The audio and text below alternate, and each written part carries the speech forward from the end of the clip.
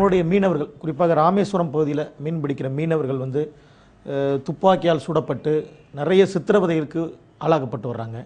அதற்கு ஒரு விடிவு கிடையாதா அப்படின்னு சொல்லிட்டு ஒரு மெயில் கொடுத்துருக்குறாங்க. விடிவு இருக்கு. ரெண்டு அரசாங்கம் யூகோ பார்த்துக்கிட்டு தேவையில்லாமல் பண்ணிக்கிட்டு இருக்கிறான். ரெண்டு அரசாங்கம் என்பது ரெண்டு நாட்டோட அரசாங்கம். இலங்கை அரசாங்கம் அதாவது இந்திய அரசாங்கம் தான். சிங்கள மீனவர்கள் தமிழ்நாட்டில் வந்து தமிழ்நாட்டில் இருக்கிற மீன்கள் அவங்களுக்கு தேவை. தமிழக மீனவர்களுக்கு சிங்கள கரையோரமாக இருக்கிற எறா இந்த மாதிரி போன்றது தேவை. ஆக எங்கேயாவது மீன் பிடிக்கட்டும். உங்களுக்கு அப்படி எல்லை பாதுகாப்பு தேவை அப்படின்னா ஒவ்வொரு கிலோமீட்டருக்குள்ளே நீங்கள் படையை நிறுத்திங்களே. இந்திய எல்லையில் இந்திய படையும் சிங்கள எல்லையில் சிங்கள படையை நிறுத்திங்களேன். அதுவும் இந்த பிரச்சனை எப்போ ஆரம்பிச்சது? மீனவர்களை தமிழக மீனவர்களை இலங்கை கடற்படையினு சுட்டாங்க, சிங்களவர்கள் சுட்டாங்க 1983க்கு பிறகுதான் வந்துச்சு.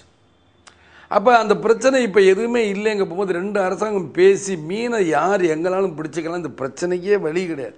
இது ஏன் சும்மா போட்டு இழுத்துக்கு அப்புறம் இது ஒரு விஸ்வரூபம் எடுத்து உடனே இங்கேருந்து டிவியில் காட்டுற நிருபமா ராவுன்னு ஒருத்தங்க வேகமாக போகிற மாதிரி போகிறத மாத்திரம்தான் வரிசையாக டிவிலையும் பேப்பர்லையும் போகிறேன். வந்து இந்த அம்மா என்ன சொல்லிச்சுங்கிறது ஒன்றும் போடுறது. ஆமாம், ராஜபக்சே உடனே சொல்கிறாரு இலங்கை ஒன்றுமே அதாவது இந்திய அரசு எங்களை எதுவுமே ஒன்றும் வற்புறுத்தலைங்கிறாரு. ஆக இதையே தான் பேசிக்கிட்டு இருக்காங்களே தவிர இதற்கு மூலகருப்புன்னு சொல்கிறேன். பெரிய வித்தியாசம் இல்லை.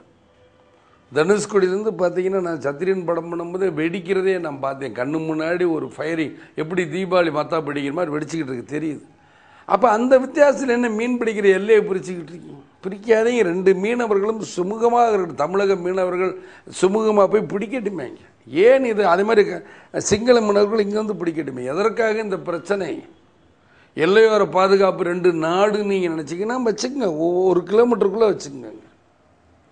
உங்கள் இந்திய எல்லைக்குள்ளே 1 கிலோமீட்டரில் ரோந்து படை நிறுத்திங்க. இலங்கையில் அதே மாதிரி 1 கிலோமீட்டருக்குள்ளே ரோந்து படை நிறுத்திக்கிட்டு வராதிங்கன்னா சரியாக போச்சு. இதை போட்டுக்கிட்டு சும்மா சுட்டாங்க, பிடிச்சாங்க, மீன் வலை இறத்தாங்க, மனம் பங்கப்படுத்தினாங்க, இலங்கை மீனவர்கள் வராங்க, சும்மா திருப்பி அனுப்புகிறாங்க. இது எப்படி இருக்குன்றால் நான் கலைஞரை எப்படி தமிழர்களை ஏமாத்தினாங்களோ அதே மாதிரி தான் இந்திய அரசாங்கம் தமிழர்களை ஏமாற்றிக்கிட்டு இருக்குங்கிற என்னுடைய தாழ்மையான கருத்து. சென்னை எழும்பூர் பகுதியிலிருந்து ஒரு நேயர் வந்து ஒரு மெயில் அனுப்பிச்சிருக்கிறாரு. அதாவது பார்த்தீங்கன்னா ஊடகங்கள் நினைத்தால் யாரையும் இழிவுபடுத்திவிட முடியும் என்று கருணாநிதி முன்னாள் முதல்வர் கருணாநிதி சொல்லியிருக்கிறாரு. தன்னுடைய குடும்பத்திற்கும் அந்த மாதிரி நிலை அப்படின்னு சொல்லியிருக்கிறாரு. அதை பற்றி உங்களுடைய கருத்து? ஊடகங்கள் நினைத்தால் இழிவுபடுத்தலாம், இதுதான் இன்றைய நிலைமைங்கிறார். அப்போ இவங்களுடைய பேரன் டிவியும் இவங்க டிவியும் என்னை எந்த அளவுக்கும் இல்லை அந்த கட்சியை எதிர்த்தவங்களை எப்படியெல்லாம் இழிவுபடுத்தினாங்கிறத இவர் வாயிலே அவர் சொல்கிறார். இதைத்தான் தமிழில் ஒரு பழமொழி சொல்லுவாங்க, வினை விதைத்தவன் விதையை அறுப்பான், திணை விதைத்தன் திணையை அறுப்பான். இப்போ தெரியுதுங்களா ஊடகங்கள் எந்த அளவுக்கு பாதிப்பு ஏற்படுத்துதுன்னு? அன்னைக்கு இவர் அரசாங்கத்தில் இருந்தாலும் எதையும் தெரியல, இன்றைக்கி தெரியுதாம்மா வருத்தம். இப்படித்தானே ஒவ்வொருத்தங்களுக்கு வருத்தம் இருக்கும். ஆக இந்த நரக வேதனை இது அவருக்கு ஒரு நரகம்தான். அந்த வேதனை அவர் அனுபவித்தான் தீரணும். இன்னைக்கு அந்த நரக வேதனை அவர் அனுபவிக்கணும். இது என்னுடைய ஆசை அல்ல, கோடான கோட தமிழ் மக்களின் ஆசை. கேப்டன், மதுரையிலேருந்து இன்னொரு கொஸ்டின் ஒரு மெயில் பண்ணியிருக்கிறாங்க. தேர்தலுக்கு பிறகு அதிமுக இல்லாமல் போயிடும் சொல்லிட்டு அஞ்சா நெஞ்சர்னு சொல்லிக்கிட்டு இருக்கிற மு.க. அழகிரி வந்து சொன்னார் தேர்தல் அப்போ. இப்போ அவர் எங்கே இருக்கிறாரு அப்படின்னு சொல்லிட்டு மதுரையிலேருந்தே கேட்டிருக்கிறாங்க. இது பொதுவாக ஒரு பழமொழி சொல்லுவாங்க, என்னென்னா பேச்சு பேசுன்னு சொன்னதான் கிளி பூனையை பார்த்தானே கீச்சு கீச்சுன்னுச்சான்.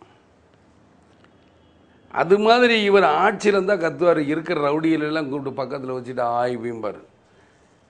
இப்போ ஆட்சி மாற்றம் பண்ணவுடனே வாழைகளை சுற்றிட்டு உட்காந்துருக்காரு. ஆனால் கேட்டால் இவர் அஞ்சா நெஞ்சன். யாரோ ஒரு அழகிரிக்கு பட்டுக்கோட்டை அழகிரிக்கு அஞ்சா நெஞ்சன் பற்றி இவர் அதை எடுத்துக்கிட்டு நானும் அஞ்சா நெஞ்சன், இவர் அஞ்சா நெஞ்சரா அஞ்சே நெஞ்சராங்கிறது இப்போ பார்த்தா தெரியும்.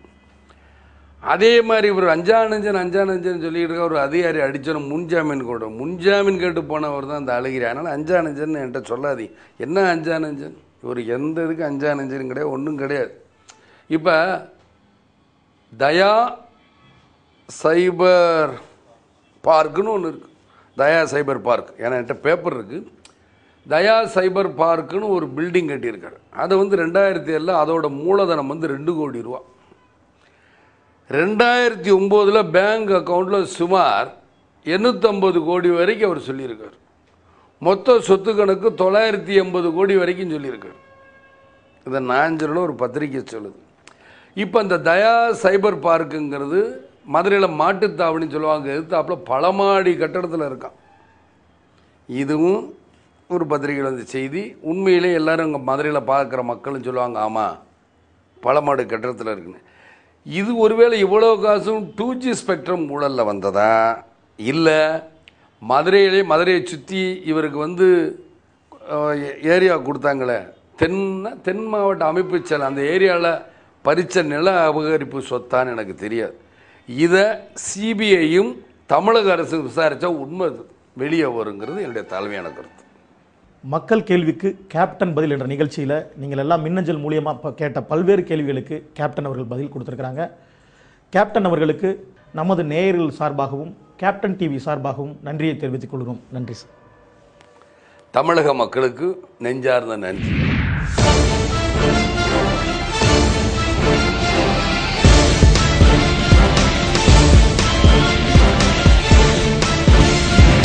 ஏழைகள் தோழா பாபா எங்களை கக்கவா, வீறு கொண்டு வெற்றி காணவா.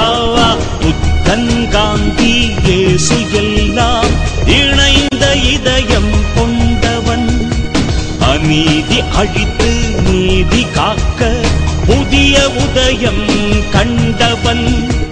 இல்லை என்ற சொல்லை இனி சொல்ல தேவை இல்லை, தமிழர்